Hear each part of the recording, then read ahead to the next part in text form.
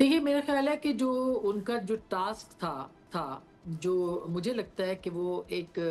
Primary task जो उनको इमरान खान साहब ने सौंपा है, वो वहाँ पे मिलिट्री ऑपरेशन का या जो इंटेलिजेंस बेस्ड ऑपरेशंस हैं, उनका ख़ात्मा जो है वो एक अव्वलीन टास्क लगता है, जिससे जुड़ा हुआ है इमरान खान साहब की रिहाई का मामला। यानी इस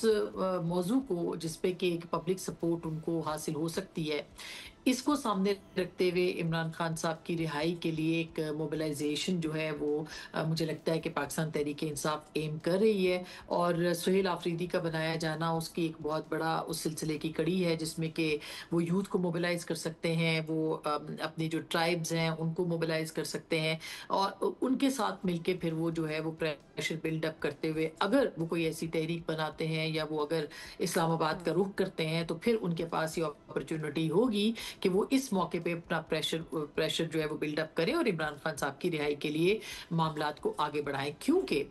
जो लास्ट 26 नवंबर को इसी तरह की सिचुएशन देखने को मिली थी, लेकिन वो रिहाई थी और वो उसको आखिरी कॉल का नाम भी दिया गया था। उसकी नाकामी के बाद पाकिस्तान तहरीक इंसाफ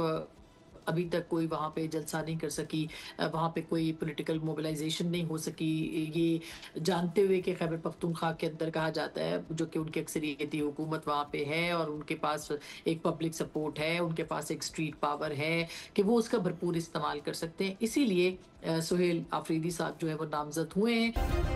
सब्सक्राइब करें और बेल दबाएं ताकि कोई खबर रह न जाए।